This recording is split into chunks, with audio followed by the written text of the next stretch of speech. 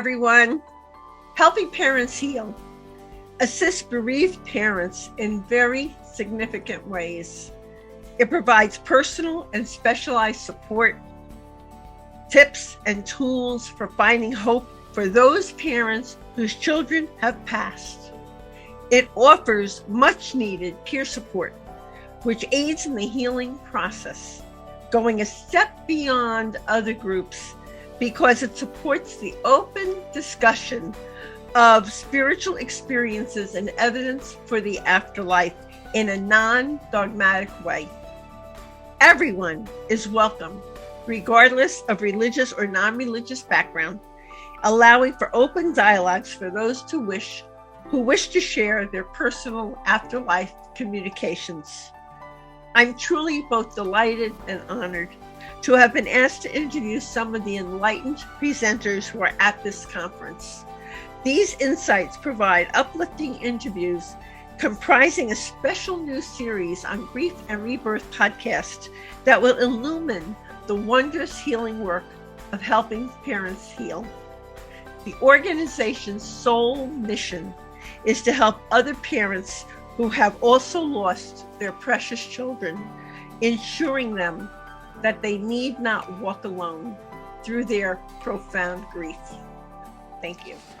Our first interview in this series is with the very beautiful LaVonne Wells, who earned a bachelor's degree in speech communication at the University of Utah. LaVonne, who is a spiritual teacher, a global speaker, and a love activist, became motivated to become a spiritual teacher when her daughter Kiva transitioned. LaVonne became inspired to assist other grieving mothers through peaceful connections and insights, and has made it her life's work to create systems of joy in this lifetime. We'll surely be finding out much more about her systems of joy during this interview. Hi, LaVonne. Hello. Such a warm welcome to the Grief and Rebirth podcast. So let's start with this question. Please tell us about your precious daughter, Kiva, your relationship with her, and describe how did she transition in 2000? Well, Kiva is a phenomenal daughter, and she always reminds me that she will always be my daughter no matter what. And she was born with a rare condition called McCune-Albright syndrome. At the time, they didn't have much information on that.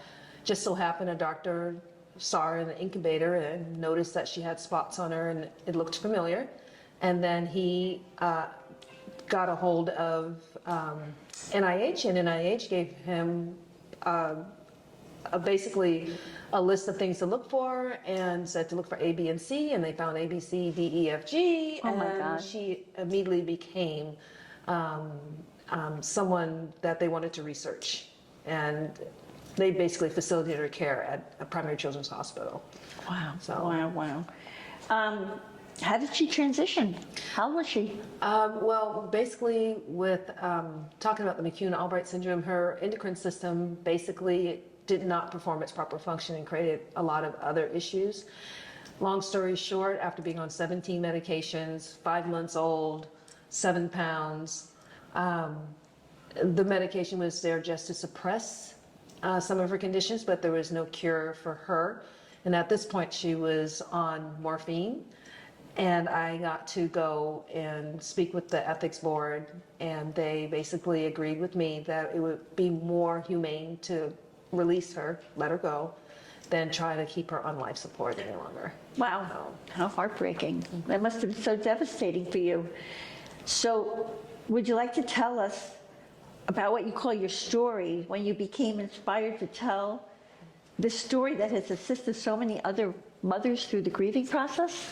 Yes, I'm considered to be the strong one, and I've always been the strong one, and I already had beliefs about her transitioning. I already had signs and things like that. What kinds of signs? Well, even before her passing, I remember going home really late and just sitting on my bed, and just before I put my head on my pillow, I saw this immense amount of just beautiful, vibrant light coming into the room, and I heard these voices, and it was many voices, but they were speaking as one. And at this point, I was stressed out. I didn't know what to do. I believed that it was my job to keep the faith and to be positive and to do everything in my power as a mother. And I was exhausted. You had to. And yeah, and she had been in the hospital for quite some time. And so this myriad of light or beings and energy and this one voice, they basically just spoke to me and said that it was time for her to go. Wow. And they told me that they knew that I had the faith and I believed that she would be healed, but it was time for her to go and it was okay to let go. And they explained to me why the connection was so strong. They talked about the hearts connecting and how they interlock, and that Kiva knew that she would be here for a short period of time, but now that she's here, she doesn't want to leave you. And so that was the challenge. And so at any given moment, I was going to be her voice. I was Wow. going to be able to show up for her and assist her that way. And I cried. Right? And I was sad. And Of course. yeah. But I was also grateful. I was grateful that I had that opportunity to have that visitation and to experience that at such a huge level. It's such a healing. It was very healing for you and such a comfort, I can imagine. So your presentation to Helping Parents Heal is titled, Mom, Can You Hear Me? Yeah. And one of the points you make in your presentation is that healing the hearts of mothers heals the hearts of the masses. Tell us about that. Because here's the deal. A lot of people are talking about heal, heal, heal, heal, heal. There is nothing to heal. The only thing to heal is the sense of separation. Oh, wow. And that's global.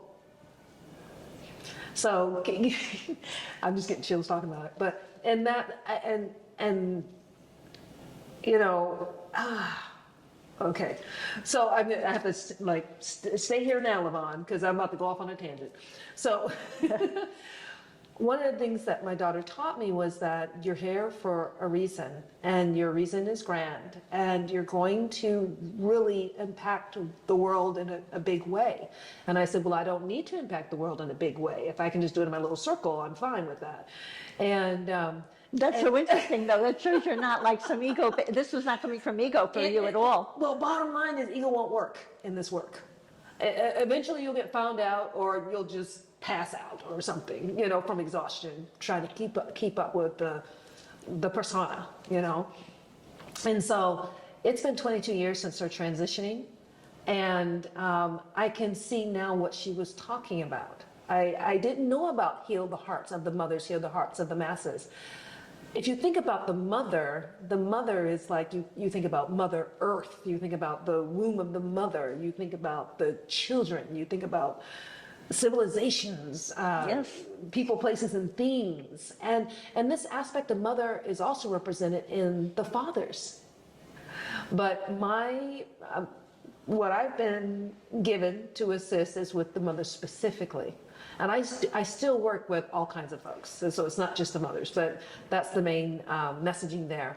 But when the energy of the mother is in grief, is in loss, the belief that in the next lifetime, it creates like static in the energy.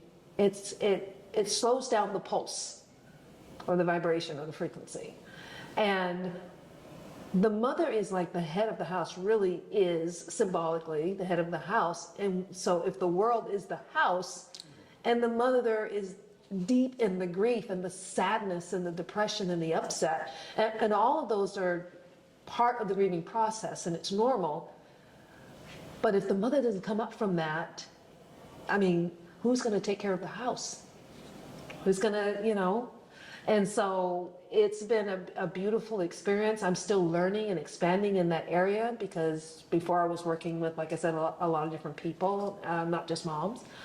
And they're just showing me the importance of reminding the mothers, heal the hearts of the masses. Because when a mother's heart heals, she begins to speak the truth. And she's a role model for everyone else in her life. Absolutely. But she begins to speak the truth. And it's all symbolic in a lot of ways. Mm-hmm. So when she begins to speak the truth, and what is the truth? There is no death. We never die. We are infinite and eternal. You know, you can talk about Divine Father, you can talk about Divine Mother. So Divine Mother, what was she saying? I'm right here. My children, I'm right here. We never die. That's right. We keep going on and on. We are infinite. We are eternal beings. We always have been. This human experience of physicality is but a point in time. But a point in time. And so Mother represents the heart. And right now the earth could use a lot of heart. To be sure. And when you hear people talking about the internal, doing your internal work, because it's not about the external work. It's that the external can give you nothing. But when you do the work and you go internally and you begin to get silent and get still and heal the heart and allow the heart to heal naturally on its own, because that's what it knows to do, then... Okay, so I want to say, so if your life's work is to create these systems of joy in this lifetime, what are they? And how do they take people from this profound sadness to celebration? I mean, they know, okay, so you're helping them to know that their child is still with them, but how do they transit to... They do the work. And what does that work like? The personal work, the internal work, the things they've been avoiding, the things they don't want to look at. It may be issues from childhood. It may be issues from adulthood. The traumas, whatever is going on. The internal work is what brings the joy in, because joy is ours already. Joy, because when the moment you realize I am joy, and I'm feeling like X, Y, and Z right now, it doesn't feel very joyful, but I have access to that joy because innately I was born with that. It's a gift from the divine. Maybe it's time for me to just go a little deeper, get a little stiller, a little quieter. To find joy is to simply sit in the silence, to listen to your heart speak, and to actually take action on the instructions that the heart gives. Wow. And sometimes the heart just says, lay here. And you probably help people through your different workshops and sessions and different things that you do to be able to find that We heart do a space. lot of that in connections and communications, yeah. How has your relationship with Kiva expanded since her passing? Oh my gosh, I can honestly tell you this. It's been 22 years. I don't grieve my daughter at all. I honor our relationship so much so, for me personally, because it's different for everybody else, but for me personally, with all the work that she's been doing with me, on me, staying connected, saying, hey mom, the days that I want to avoid talking to her and I feel her come into the room and I'm about to lose it and go into tears, and I say, no, don't come any closer. I will tell, years ago, I would tell her about 10 years ago, don't come close. So I could feel her at the door and she'd want to come close. And I say, no. Because our connection is that solid. Wow. And then finally, I had the experience of her coming forward. And then I just said, okay, I surrender. And I trust my natural process. I trust that this is bigger than me, that something's going on here and I don't know what it is. And that's when the ego gets to be set aside and I got to let my spirit come forth. That's where the joy lives. That's let the spirit come forth. That's beautiful. What are some of the, you told us about the first sign that you knew Kiva was with you. What are some of the other signs and that you've received from her? And how does sharing those signs bring hope to other people? Well, signs are divine, is what I tell people. I love that. Signs are divine. And it's divine instructions. It's divine guidance. It's divine, like, hey, there's more to your life. Hey, I know you're grieving me. I know you miss me. I get it. But where I'm at right now, I can see you. And what I see is this vastness and this incredible spirit being that you are. And so I'm going to keep giving you the signs until you pay attention. Signs are divine. And it also, the signs bring in life expression. So people will say purpose. For me, it's expression. Because you can get caught up in what is my life's purpose? What is my life's purpose? No, maybe a better question is, how do I choose to express myself while I'm here? Do you want to give us an example of some of those other signs? Oh, there's been a gazillion of them. What, the feathers, the dimes, the Okay, quarters. okay. The truck on the freeway when I'm thinking about her and on the truck and I'm saying to her, I don't feel your energy today. And the truck says, Kiva energy. Well, I got a picture on my phone. I'll show it to you. wow, that's fabulous. Things like that. And also just walking into the room or seeing the color green or seeing the color violet or seeing the color yellow or hearing the voice. So it's very telepathic with her, with me. Like I can hear her as if I'm talking to myself, but I know it's not me. But it's not you. I've Yeah. had that experience also. Yeah. How do you help these mothers who are so deep in grief to make their personal connections with their children and master their own intuition? Oh, that's a really good question. You know, okay, a couple of things that I do. I do tell them it's important to create a practice, and the practice is honoring where you're at. And honoring the emotions and the feelings, but also come up for air. And when you come up for air, show yourself kindness and compassion. Show yourself grace. Self-love. Yeah. And then speak the truth. The truth is, my child is no longer in physicality, but my child is alive and well. You know, and the presentation that I'll be doing tomorrow is I go over the BGLs. And that came from Kiva. And that's another beautiful sign. BGL. BGLs. BGLs. Breathe, grieve, and live. Oh. So most of the time people, you'll hear them say, I can't breathe, I can't breathe. I've been there. I can't breathe. So the times that I can breathe, I'm taking advantage of practicing the breath. Just a simple inhale, exhale. Because we know that breath oxygenates every cell in our being. It allows for creativity. It allows for moving any stuckness out of our mind or our bodies. It gives us clarity. You know, because I don't know about anybody else, but I know there were times I thought I lost my mind, or I was going to lose my mind. And sometimes, not even Kiva related, I feel like I'm going to lose my mind with current world events. That's right. Welcome to life. Right? Yeah, exactly. So I breathe, right? Right. And then grieve, which is acknowledging the emotions that we were talking about. Acknowledging, because it's not about spiritual bypassing, because you see a lot of that going on. No. Tell us, Spiritual define bypass that. isn't acting like everything is hunky-dory and positive and great and fabulous, which it is, and you want to be putting that energy out there. But ignoring what is right in front of your face, that's spiritual bypassing. It's like, oh, it's all taken care of, oh, Spirit's got it. It's kind of denying. It's denying emotion. It's another way of just, denying. Denial. So now I know that you have all these wonderful things that you do to help people to enhance their intuition, connect with their children on the other side. So the first is you have a Saturday support for mothers virtual gathering, and then you have a Connections and Insights monthly gathering, right? Yes. And you have a workshop. Yes.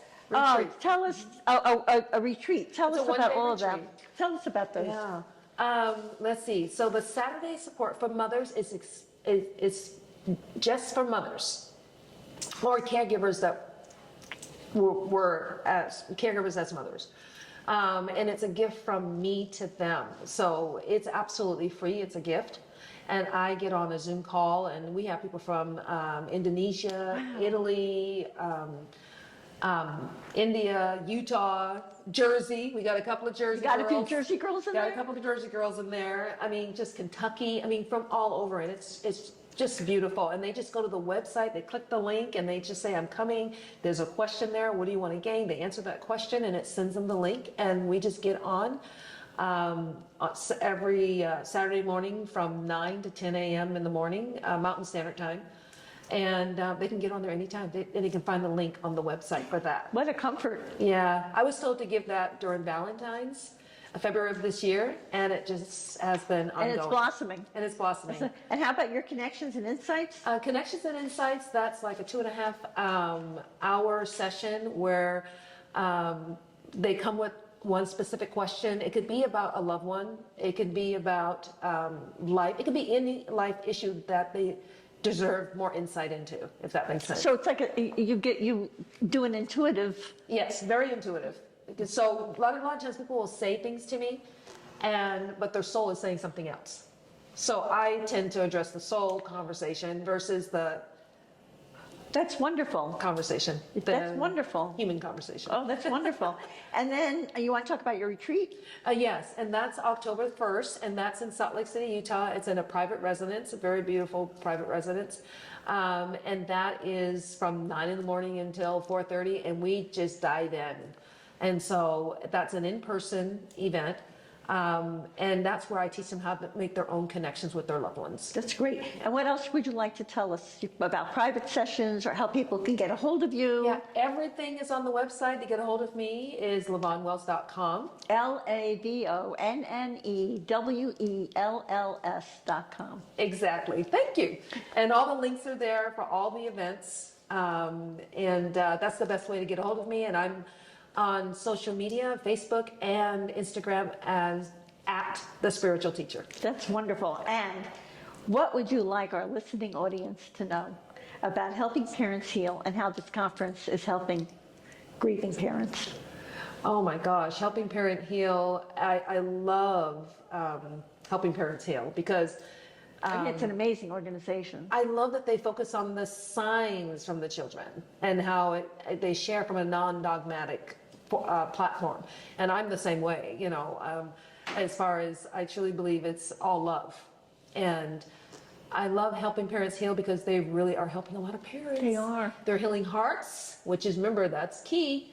And they offer so many services. If someone just doesn't have it within their budget to do something, they can go on Helping Parents Heal and find support. And they have listening parents that will, I think that's amazing. They're caring listeners. volunteer their time and their energy just to talk with you and listen. Listening parents, yeah. They've been through it, and they have a special way of understanding what they're hearing. And Helping Parents, this conference is going to be and is transformative. People will walk in here and walk out of here on Sunday Different. completely changed. Completely. That's amazing. Now, you're doing your presentation. Is there anything else you're doing during the conference or around the conference that you want everyone to know about? Actually, I'm doing my presentation, and then I'm just going to be roaming the halls and loving on the mothers. Sending out love and kindness. The parents, and the moms and the dads. I'll just be loving on everybody. Remember, LaVonne, love on. I was born for this mission. Yeah. And here's my last question is, can grief and joy coexist simultaneously, LaVonne? Yeah. And what's your important tip for finding joy in life? Well, I'm going to answer the last one first. Get quiet. Be willing to have a conversation with yourself. Be willing to have a love relationship with yourself. And then everything will happen naturally. Yeah. Finding that love and that joy and that. So if you find that love and joy, you can have that even though you're grieving. Absolutely. And feeling miserable. Absolutely. You can, because when you start really loving on yourself and taking care of yourself, getting quiet, being still, you start finding out fascinating things about yourself.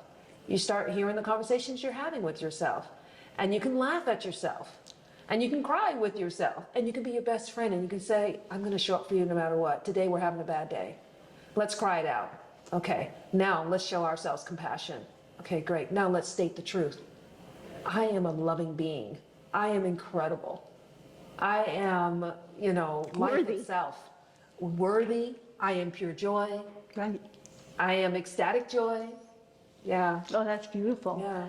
LaVonne, I admire so much how you are actively living your intention, which is to listen, support, and offer possible systems to take people from profound sadness to celebration.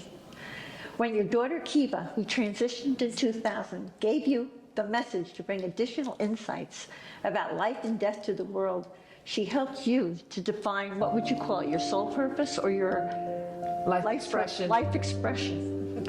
And her message that we transition from one form to the next, there is no death, Never has been, never will be. is life-changing to say the least. Thank you from my heart for all you do to help mothers throughout the world and who are struggling with the loss of their precious children, for your valuable contributions to this conference and for this very special insights-filled interview. It's been a pleasure. It's been an honor. Thank you. And by the way, you're wearing the color of joy, which is orange. Here I go. Here I go. And here's a loving reminder, everyone. that you can see the show notes and all Grief and Rebirth podcast episodes on ireneweinberg.com. And make sure to follow us and like us on social at Irene S. Weinberg on Instagram, Facebook, Twitter. And if you're watching us on YouTube, be sure to click subscribe below so you'll never miss an episode. As I like to say, to be continued. To be continued. Many blessings. And bye for now.